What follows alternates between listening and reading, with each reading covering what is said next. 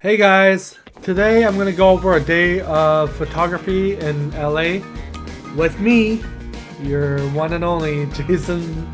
I was originally gonna take photos of the LA Metro. I had this idea where I want to take pictures of the metro system in LA, the trains, the buses, and the tracks, the stations. I want to do all that, but I got a little sidetracked during the photo shoot. I did take some photos of the train stations that were iconic and historic in LA. They were along the lines, they were along the Metro Line B, the B line, which was originally called the Red Line when I was growing up. It was called the Red Line, and the Purple Line, but now it's called the B line. So some of the stations I stopped by were Wilshire and Vermont, which is also on the B line, and Hollywood and Vine, and Hollywood and Highland. So when I stopped at Wilshire and Vermont, I got off the train and I saw this guy standing there on his phone. He was dressed really nice, and I found out he was a professor at a university called George Mason.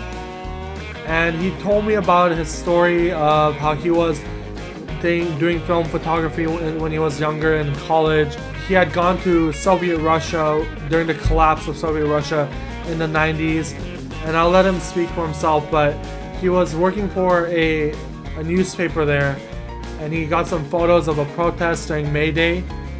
The audio footage the audio recording is a little hard to hear, but I'll let you guys see it for yourself. The riot. So I'm on a riot May 1st, 1993. Yeah. This is after the 1991 coup. Yeah. And before the greater violence of October 1993, which people may remember more. But it was this, one police officer was killed, a lot of people were injured, and there was press there, and I was sort of hiding because I wasn't exactly credentialed press. I was doing a little work for Commerçant newspaper, and what I remember about it was like after a lot of people were throwing rocks and bricks. There wasn't any gunfire. There was water cannon from police. What I remember particularly is sort of as things calmed down, taking some pictures. Yeah. And this young Austrian woman who was a professional photojournalist basically looked at me and said, "You were hiding," which was true. Like, she had been right up there getting much better pictures. So I didn't get any particularly good things. I got some things. Wilshire and Vermont is known for how crowded it is and how many people take the transit throughout the day. It was pretty empty when I got there, but on the way back home, there was a lot more people there at Wilshire and Vermont. It's located in K-Town, Koreatown in LA. The other station I stopped by was Hollywood and Vine. I thought it was a beautiful station. I've been there before.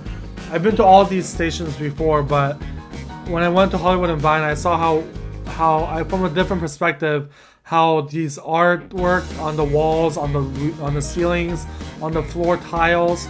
It was amazing to see all that. There was one section where there were all these film reels. I don't know if they were actual real ones, or if they were prop, but they were just lined up all throughout the ceiling of the subway station, and it was cool to see that. I stopped by Hollywood and Highland as well, but it wasn't as good as Hollywood and Vine. The station was not as well decorated with art. So I was in Hollywood and Highland station, and I was like, hey, I might as well stop by Hollywood and take some photos. So I got some portraitures of people while walking from Hollywood and Vine. I walked from Hollywood and Vine to Hollywood and Highland. Ever since this past year, I've been going to Hollywood pretty frequently to take some street photography.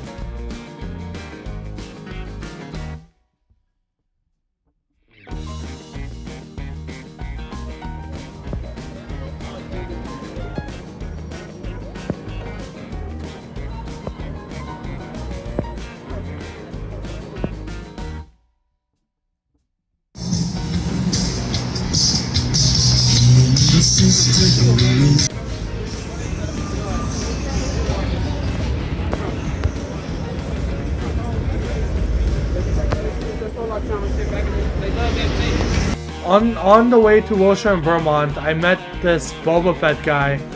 He had a speaker, a loudspeaker and everything. He had the mask. He had the whole costume on. And I got this really nice photo of him. I hope, it might have come out all blurry because it was in the train and it was dark. I did stop by Sammy's Camera to get some Portra 800s, 2 rolls of paper Portra 800s, because I knew the stations were going to be dark. And I realized people in New York use Portra 800 so much because 1, the weather is unpredictable, and 2, because you can shoot wide open. Oh wait, no, the opposite. You can shoot with your aperture closed, get more range focusing. I understand now. Well, that's my video on a day of photography in LA with Jason. I hope you guys enjoyed. Click like, comment, and subscribe if you guys want to see more content like this. I'll see you guys next time. Peace.